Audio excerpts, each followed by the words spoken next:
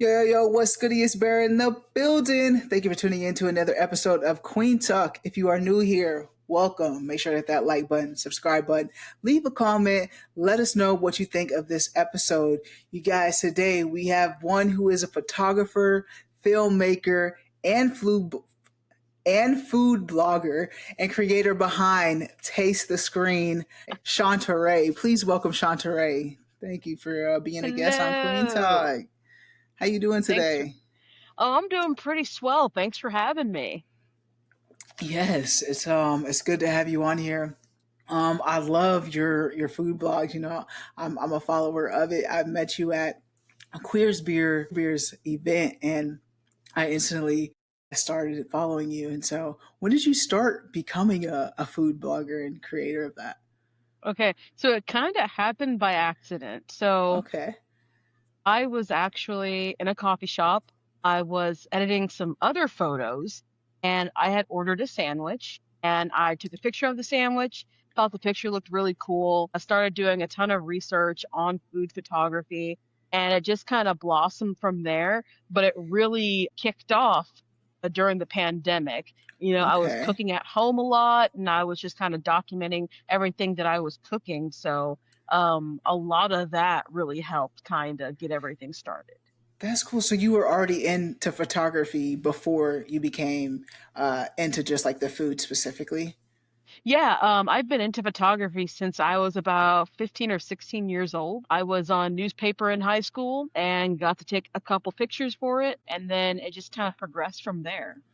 Awesome. What kind of things got did you do after high school? You were in photography in high school. Like, how did that progress? Like after you got out of high school? So it was after my first year of college, actually. I was about 18 years old, and I worked on my first film set. I got Okay, to be a production assistant during that time, and that just kind of got me really not just interested, but just like wanted me to gain more knowledge about filmmaking, about photography. So doing that kind of helped a lot as well. how did you get connected to that first gig? I think I answered an ad on Craigslist Really? back when you could still like put ads on Craigslist. So I'm also kind of aging myself a little bit too. But yeah, I'm pretty sure I answered an ad on Craigslist. I thought it sounded really, really cool. And I showed up and they told me what to do. And from there, it just really kind of started, not an obsession, but a big passion. That's so awesome. Around what year was that? That would have to have been 2011, around Okay, 2011. so you're seasoned. You're seasoned with Yeah. it. Oh yeah, like a good piece of chicken, I'm seasoned. I love that. I love that. Like a good piece of chicken. Hey, so this started because you took a picture of a sandwich and then you became a blogger. You have a pretty good following too. So did you just start getting into like social media like as it came? Have you always been like into the social media world or like how are you navigating that? Well, I was part of the whole like social media boom where Instagram, Facebook, all that stuff was coming out or being really popular. So, I kind of just, grew along with social media, but it wasn't until I started like really taking pictures that I really kind of dove in and wanted to kind of see exactly what goes into creating, a good platform. What year was it when you started doing the food specifically? You said 2011 is when you got started, but when did you transfer over to the food specifically? uh, got really into the food specifically right around 2018 Okay. was about that time that I really started getting into food. That's that's so how do you feel about like everybody doing food blogs now? Do you feel like you're still in a lane to where like you're able to succeed obviously because you're still in it, but like how do you navigate like the multiple people that are now becoming food bloggers? I think it's great that more people are becoming food bloggers because people may think, there's too many bloggers, it's oversaturated. Everyone's got different tastes. everybody tastes something differently. And I'd rather read, 10 blogs about the same dish, and every blog is going to be different. Yeah. So, even if, you don't think that you have the skill or that you have a big following, it doesn't really matter because you're literally just describing how something tasted to you. Right. And you never know because someone could read it and say, it tasted like that to me as well. I Hmm. should follow this person because they're kind of like me. So I always say, if you want to start doing something, the first step is to just doing it. So I encourage everyone to be, a food blogger. Everyone's got a blogger inside them. Yeah, I feel like everybody critiques food low key already. Like when you're out at a restaurant, Yeah. you critique it already. And I agree with that though, like with it not being too many because like there's so many just like convenience stores or gas stations or just pizza. There's so many different brands of like pizza that you can like get. And you're right about just like taste buds. People's taste buds are completely different. And I love the title. Like, I love that your name is Taste the Screen. I feel like that's so clever. And I don't know, like, was it Taste the Crave? Like, before I seen somewhere where it said Taste the Crave. Like, did you start with that and then, like, you were like, oh, I need to change it? Or where'd you come up with the name Taste the Screen? Okay. So I went through like a bit of a cycle when it came to names.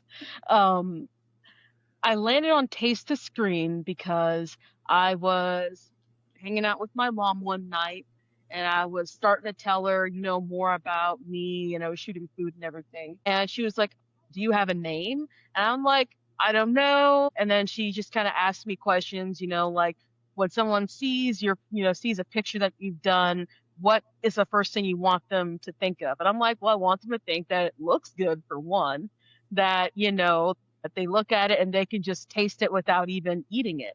And then I went home and just started like thinking about that, like taste, taste, taste. Like I want people to get hungry when they see my food.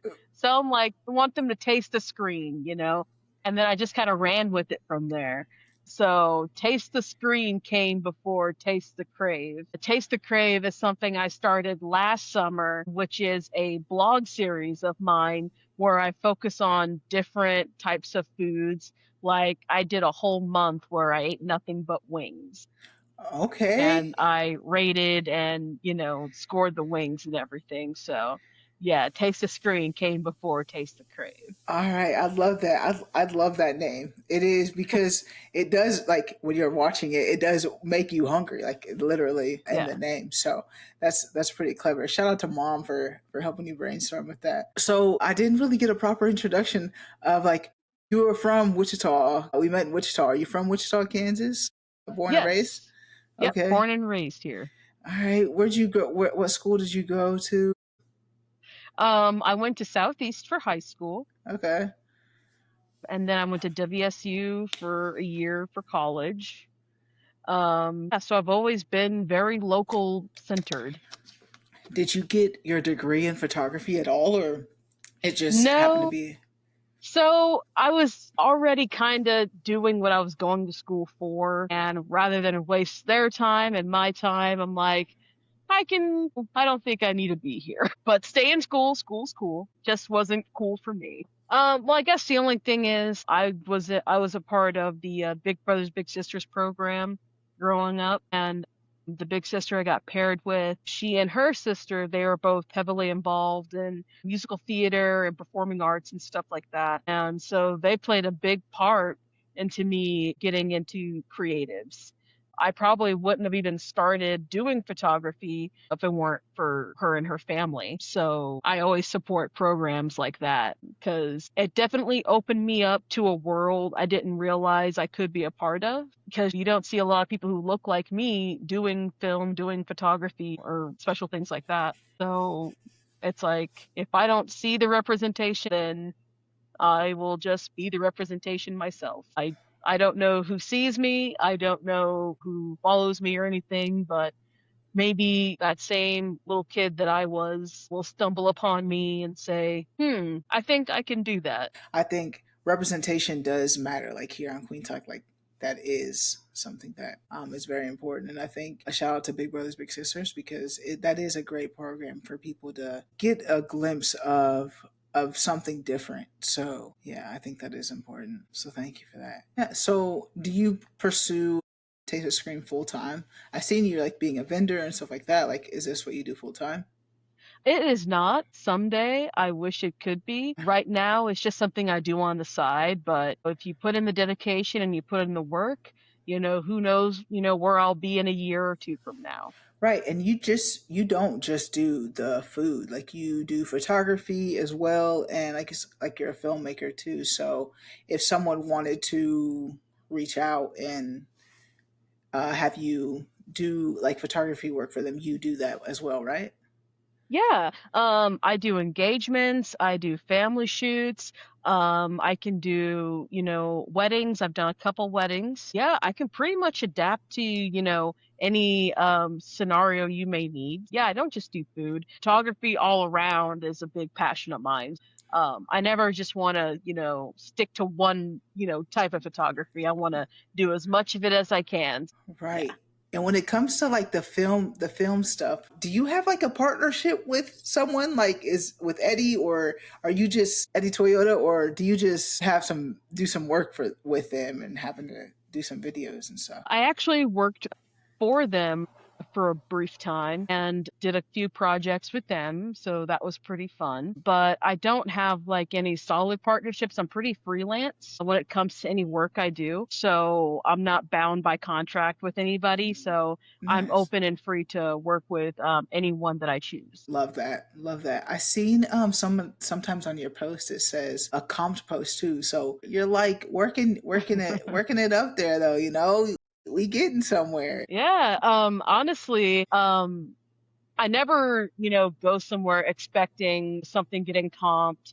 That never really sat right with me, how some creators only wait for the invitations to go somewhere. I'll just go somewhere and, I'll take my pictures and I'm not very, conspicuous with it because I always bring my big camera with me when I go somewhere new and they'll see me take pictures and they'll ask their probing questions and then that's when they're like, oh, well, we'll take care of it for you. But sometimes I do get invited out to, different restaurants or establishments and they'll, comp the experience for me. But I always write, my true feeling about something. So whether it's getting comped or not, I'm always going to tell the truth about my experience. That's good because I don't feel like a lot of these food bloggers are honest about some food. Because I see some places that they go, and I've been there, and I'm like, but you're right.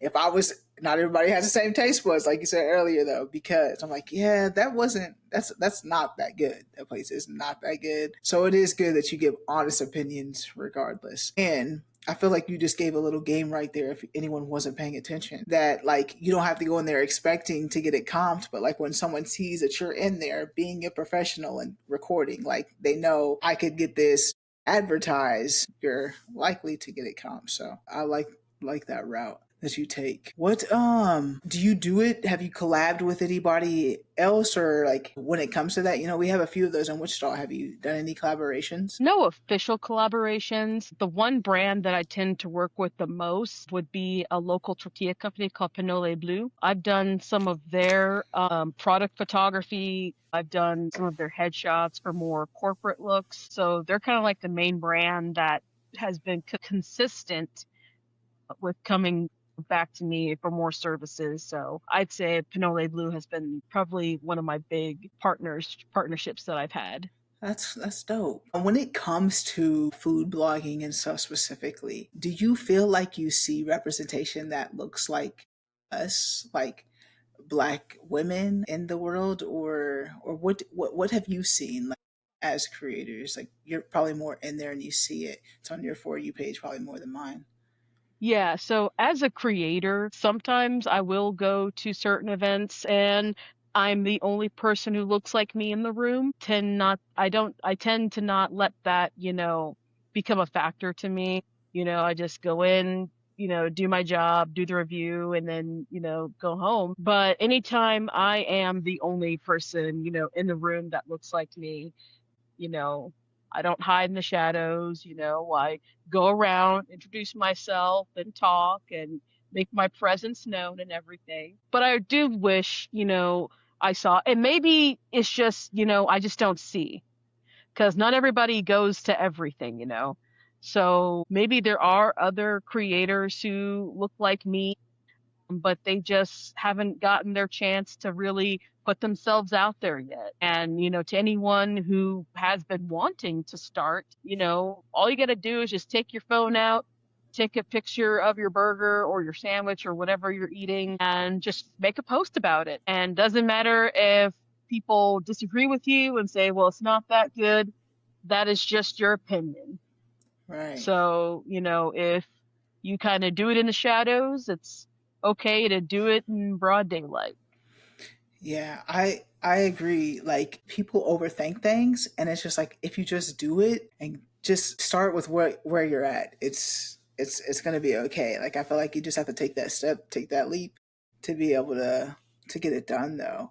Or you just always what if, or I wish. And I think I asked that because I personally don't see like when I'm on my For You page and just like I see food bloggers come up, I don't see people that look like us on there. So I think also just like giving that representation that you're giving for like other people to be out here and be seen, like I think that's important. Here on Queen Talk, like that to me is like what is important of getting that representation out there.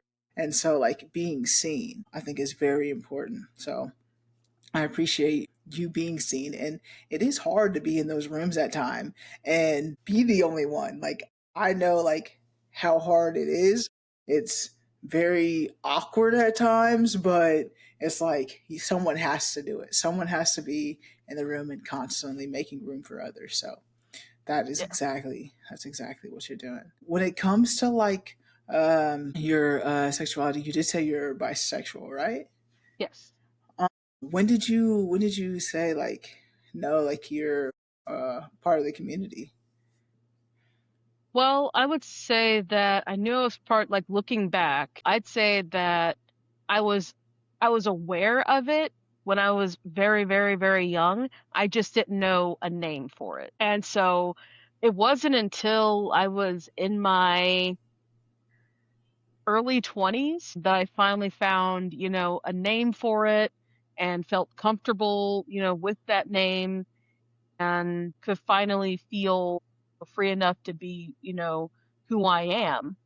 So, yeah, I've known from a very young age that I was different, but I just couldn't put my finger on like a name or, a true description of it. And also deep down, I thought everybody felt the same way I did. So when I found out that wasn't true, that was a bit of a shock. So did you express yourself like when you knew, or not until you said when you were 20, that's when like you found a name for it? Is that when you express yourself, or was it before then? Yeah, it was around then. Up until that point, I'd always been very tolerant and loving towards everybody, or if they were different than me or whichever. And so it wasn't until I'd say I was even in my not late 30s, but my late 20s that I actually like started going to Pride and, participating in queer events and going to queer events and just feeling comfortable, being around people who were in ways, similar to me. Hmm. Yeah, and what was your first Pride like? Like, what was that experience for you? So my first Pride was actually an event that I was working. So I was working with Google and I was just running around doing everything that I was needing to do. And so I didn't get a chance to really enjoy it, but just from like the sights I was seeing and what I was hearing, I just knew that it was a very safe environment for me. I knew it would be a very, welcoming environment for me. And, it was really cool to see everyone expressing, who they are and loving who they want to love and just being surrounded by, their families, whether it is blood family or chosen family. And, that was something that I knew that I wanted to be a part of. What state were you in? I was here in Here. in Kansas. It was for Wichita Pride. This was years, many, many, many years ago. Google was just like a table or a sponsor there? They were filming some sort of event, some sort of video project they were doing with prides around the United States. And so I was just on crew to help them for that.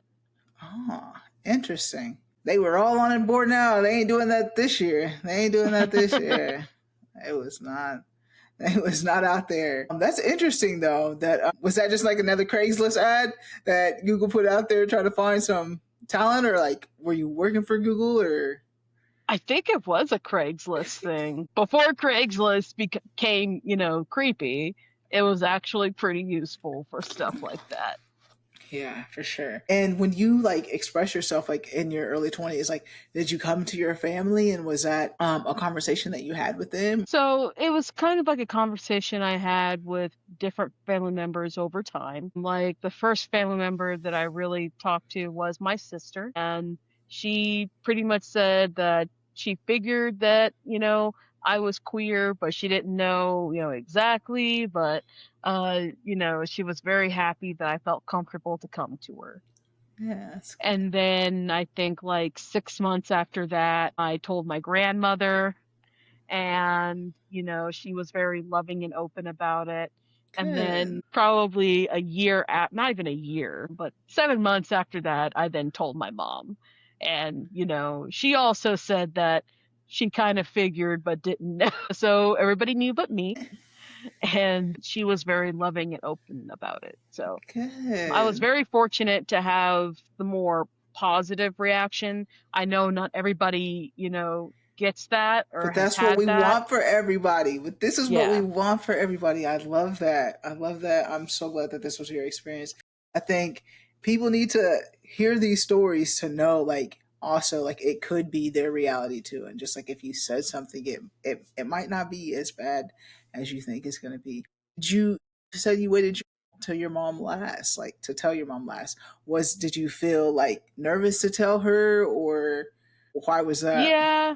Yeah, I felt really nervous to tell her because, when I was growing up, we went to church 2, 3 times a week. So just growing up with that, I just had that fear in the back of my head, if this goes wrong, what are we doing, And so when I told her, I just kind of had in the back of my head, okay, this is what we're going to do if she starts swinging, But she didn't, She hugged me and told me that she loved me. She was only upset that she was the last one to know, but yeah, she definitely surprised me. But in a way, my mom was always presented as a loving person. So I was very happy with the result of telling her. Yes, that's awesome. That's awesome. And you mentioned growing up, you guys went to church. I just like I can't wait till we get to a point to where like it's not looked at like we can't be part of the church and we can't have faith and stuff too. Like I just it just doesn't make sense to me. I go to church online right now to amazing church. Like I love Pastor Mike Jr. I love my church, Rock City. Shout it out. For you, has that deterred you now? Do you still go to church? Like, what is your faith like? So for a while, my faith was very rocky.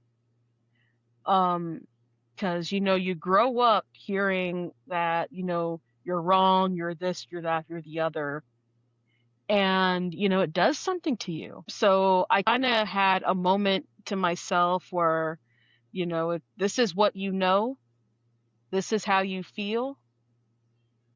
People aren't Not everyone's gonna love you, not everyone's gonna like you, but it's important to to keep the love that you feel inside you, to keep that going, and that's going to help you go and and just be able to live. So I still have my faith.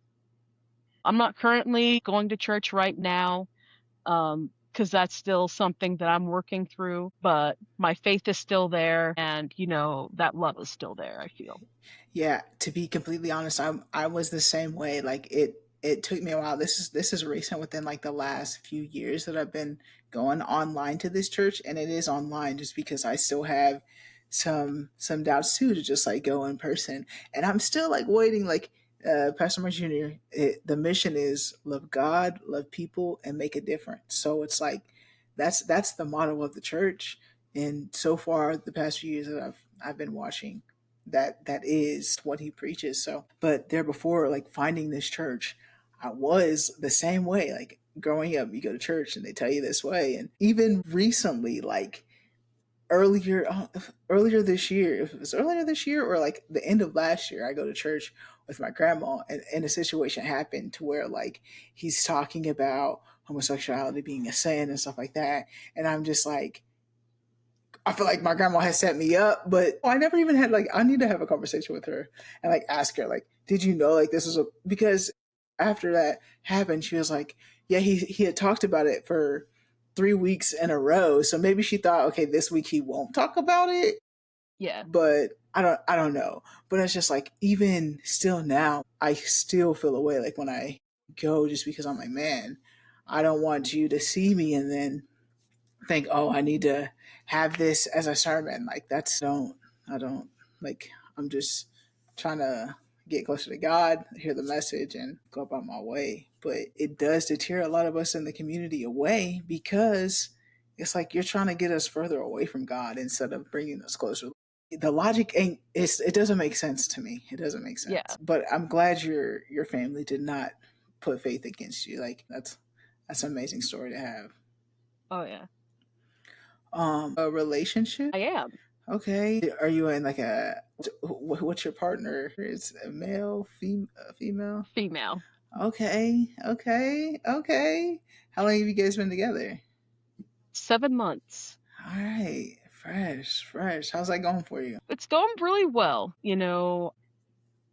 Every experience is still new, at this point, just learning, still learning about each other's likes, dislikes, triggers, everything like that. So, yeah, I'd say it's going very well. And I just love learning something new about my partner, every time we see each other. So You guys aren't it's you been great. hauling it, are you? Like it's still.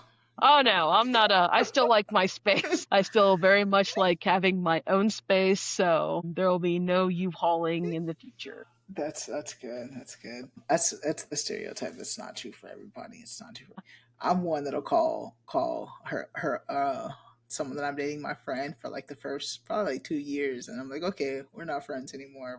We're actually official. But that's cool. Is like when it comes to your dating, have you like gone lately dated women, like gone dates on men? I'd say up until, last year, I was just kind of chilled out on dating, just had way too many of the bad ones. Hmm. So when I decided to start dating again, I'm just like, I'm just gonna focus on one group and just see what happens.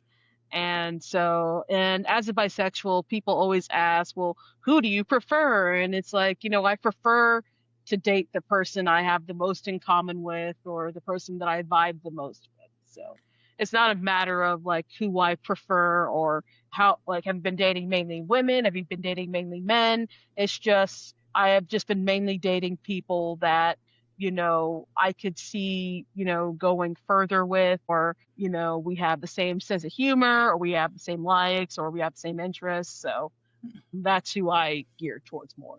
Do you get that stigma when you're in the dating, when you're like trying to make connections, like, oh, I don't really want to do that because you like females? Yeah. Like, Well, I've been fortunate not to get, the stigma, thrown at good. me. Yeah. And, I can't say that about, other people's experience. Because for some people, they just can't catch a break. And I think that's just really sad. Because, if you only limit yourself to only, people who have only been with these people, and stuff like that, then you could be missing out on someone who could be really good for you. But Yeah. if you're going to be that shallow, then, it's kind of good for them that you're passing them over because, that could be a really good person that you're putting through the ringer for no reason. Yeah, I do think that bisexuals have a hard time in relationships, like navigating that stigma and that stereotype at times. And I ain't gonna lie, like I used to be one of those people that were like, so which one do you like more? Da da da. But I'm with someone who like, okay, I actually get it now to where it's like, okay, when you're feeling someone, it doesn't matter like about anybody else. Like you're with this one person. So I finally get it now. We love growth. Yes. Yes, for sure. Always trying to grow for sure. And I think like it's important to like I'm sure someone that's like listening or watching to this podcast, they're still thinking that way. I think it's important for like people to hear these stories so like they can get a better understanding like it's not a one size fits all Yeah. with situations too. When it comes to like the Wichita queer scene for you, I seen you at Queer Beers. Is that like, do you connect with trying to find organizations like that to find the community, or what other ways do you do that? Well, I just kind of take, different things that I like and I try to find something in the community that, that fills that space. Like, I've always been a fan of beers and I've always been a fan of going to breweries. So when Queer Beers first came about, I was pretty excited that, oh, there's a group that goes out and they try, different breweries and they hang out and they're queer. Like, that seems up my alley. So I was very lucky to have found, that particular group here in town. And I just feel like, it's finding your interests and then another piece about you coming together just seems so right. So I was very lucky to have found that. How long have you been connecting with that group? Since they started like 2 or 3 years ago. Awesome. Awesome. That is so. I do love like the connecting of queers and giving that space, safe space, especially during times like this. Like, it is important for those spaces to be created. So, shout out to Yeah. Dara. And yeah, oh yeah, big time. Up until, I started going to queer beer events, I didn't really have any queer friends. I have, friends who are allies, but I had no queer presenting friends that I can just go and talk to or go and hang out with. And, thanks to queer beers, I was able to develop many, friendships, with different people. And that's just been, the big win for me, um, is being able to, connect to people while enjoying a beer, while being in an environment that, is very supportive of me. It's very cool. I agree. It's a different feeling when you're around people that you identify with. Like we identify the same. We navigate this world. Like you get a little glimpse of how I navigate this world. So Oh yeah. I agree 100%. I think, like I said before, it's really dope what Queer Bears is doing. What other ways do you find friendships though? Like as an adult, not even just like as a queer person, just like as an adult, I feel like I was just talking to my partner recently, and just like my friend group, I feel like it's changing, and so like you're trying to build different friend groups. How do you find friends as an adult? How do you find friends as an adult? Sometimes you just stumble upon it. And Yeah, it's so, like even when you're not necessarily looking for it or when you feel like you don't need it is when you're going to find it. yeah, I went to a brewery here in Wichita and they have trivia nights. And I just went on a trivia night and I saw another, group of people that I had met at an event and we started talking and then we started going to trivia together and then they started inviting a few more of their friends. And so now it's just like this, standing appointment that we have with each other on Tuesdays is when we're all going to meet up and we're all going to play trivia. And, love that. it's amazing because we're all, very much adults. We all have our own lives going on. But we set aside this time just to meet up and talk, play a game, and have fun. And, Yes. like I said, you know, I stumbled upon it, didn't intend on it. But you'll find the friendships you're supposed to make at the time that you're supposed to find them. I agree. I agree. You can't force friendships either. I don't trust people, so it's like besides Yeah. going to work most of my day, Yeah. the club scene isn't it anymore. So maybe like a trivia, like you said. I'm trying to Yeah. also go to bingo. Have you been to bingo? I haven't been to bingo yet because I'm not like a club person. I mean, I'll go if it's someone's birthday, but I'm not going to be like, hey, it's Tuesday or hey, it's Monday. Let's go to the club. Like, no. Yeah, but bingo, I want to go to bingo. Bingo is like an everyday thing, and it's there's one like down the street from my house, and I need to just go because people say you can win a lot of money. Like it's like a different, Yeah, I've heard that you can win a good chunk of change at bingo, and people take it very seriously. very seriously. Like there are people that's like their standing appointment on Sunday is they're gonna go and play bingo. They're gonna drink, their $3 cocktail, and they're gonna have a great time. And I I love that. yes, I need to just do a bingo date like that. Just I need to make it happen because I'm always like, I want to go play some bingo randomly, but I just like never go in there. I picture it just like being like an old smoky place. I haven't even been into one like in years, so like I don't even know what Yeah. like the scene looks like. But I'm just It's picturing probably is like the coolest thing you've ever seen, but you wouldn't know because you're like, oh, it's gonna be grimy in there. yeah. But I'm at the age to where bingo is like it's like the go to spot to where it'd be like, okay, we can win some money and have a few drinks, and a good time. But and I also see like here in town, there's like I don't know, it's called Loco Bingo, or what it is, but it's just like a Bingo Loco. okay Bingo Loco. So I was like, that would be lit to go to too. Like, Yeah, the clips I've seen like on TikTok, it looks like a rave and a bingo hall. And it's like they got booked on the same night. And it's like, well, we're just gonna have to coexist.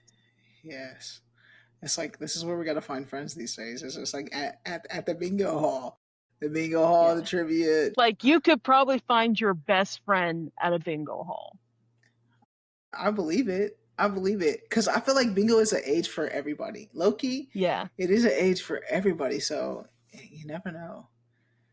Next time I'm gonna vlog when I'm at the bingo. When I go to the bingo spot, Queen's like, yes, you guys hear this audience. I'm gonna vlog it, and you're gonna see a vlog of me going to bingo.